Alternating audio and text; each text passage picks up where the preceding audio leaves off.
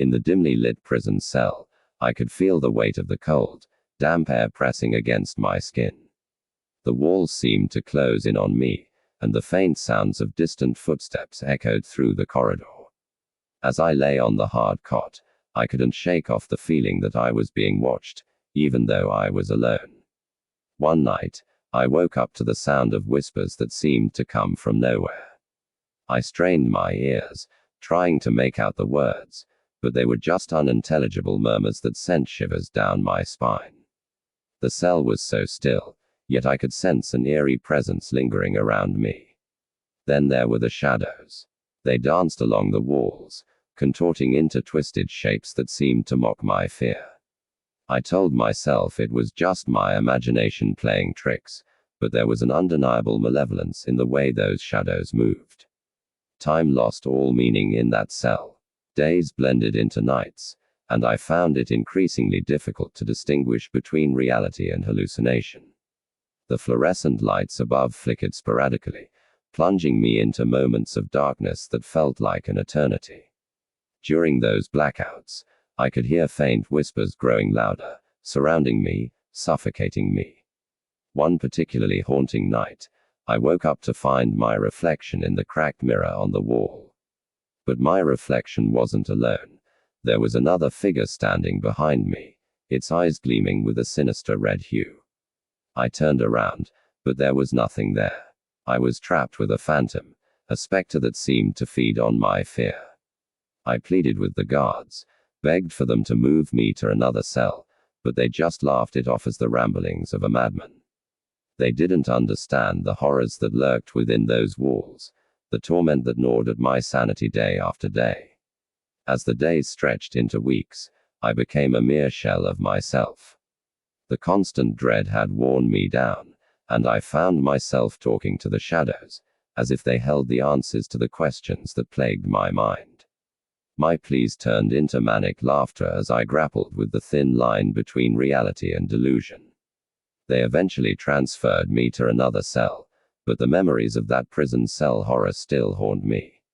The whispers, the shadows, the malevolent presence, they're forever etched in my mind, a chilling reminder of the darkness that can consume even the strongest of souls.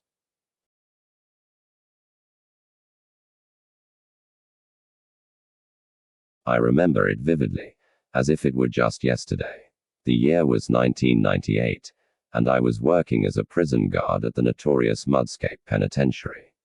The dimly lit corridors echoed with the whispers and cries of the damned, but nothing could have prepared me for the horrors that awaited me inside those prison cells.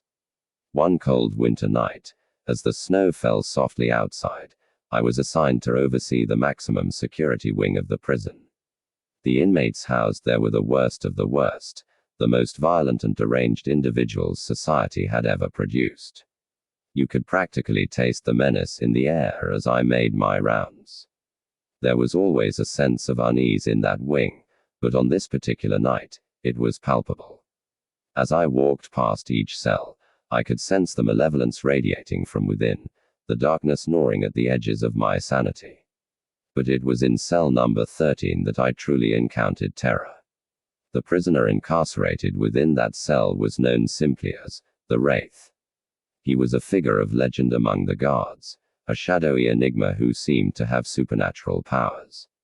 Tales of his terrifying deeds whispered through the prison walls, and there were rumors of guards disappearing, never to be heard from again. As I approached cell number 13, the iron door groaned and creaked open. The putrid smell of decay hung heavy in the air, causing bile to rise in my throat. I carefully stepped inside, the cell illuminated only by the dim glow of my flashlight. The Wraith was huddled in the corner, his bony frame draped in tattered rags. His hollow eyes fixated on me, his gaze piercing through my soul. I could feel his malevolence seeping into the very essence of my being, turning my bones to ice. Suddenly, he spoke, his voice barely a whisper, yet it reverberated through the cell as if amplified by some unseen force. It was a voice filled with ancient malice, a voice that sent shivers down my spine. "Guard," he hissed, his voice dripping with venom. You are but a pawn in this grand cosmic game. The horrors that await you in this cell are beyond your comprehension.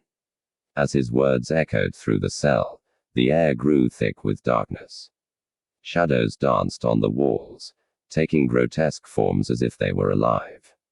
The temperature plummeted, and a chilling wind blew through the cell, extinguishing my flashlight and leaving me in pitch-black darkness. I could hear whispers, disembodied voices that seemed to come from all directions. The tormented cries of the damned rang in my ears as I desperately groped through the darkness, searching for an exit that seemed to have disappeared. Fear clenched my heart like a vice, and I found myself gasping for breath. The wraith's wicked laughter filled the cell as he reveled in my terror, relishing my descent into madness. Just as I was about to succumb to the suffocating grip of horror, the lights suddenly flickered back on. I stumbled out of the cell, shaken and drenched in sweat, my mind forever scarred by the horrors I had witnessed.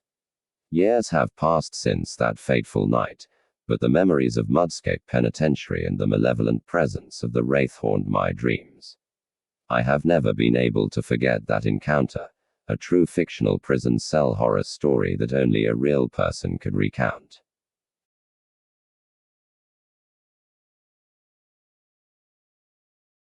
Once, in a prison that seemed to be shrouded in perpetual darkness, I found myself confined to a cell that sent shivers down my spine every time I looked around. The walls were damp, with streaks of water oozing from the cracks, as if the cell itself was weeping. The air was heavy, carrying a musty scent that seemed to be a mixture of decay and despair. The cell's previous occupant had etched disturbing symbols into the stone walls, which seemed to pulse with an eerie energy. Strange whispers echoed through the corridors at night, and I often woke to see shadowy figures moving just beyond the bars. The guards avoided my gaze whenever I asked about the history of the cell, and their reluctance to share any information only fueled my growing sense of unease. As the days turned into weeks, I began to experience inexplicable occurrences. My belongings would vanish, only to reappear in bizarre arrangements.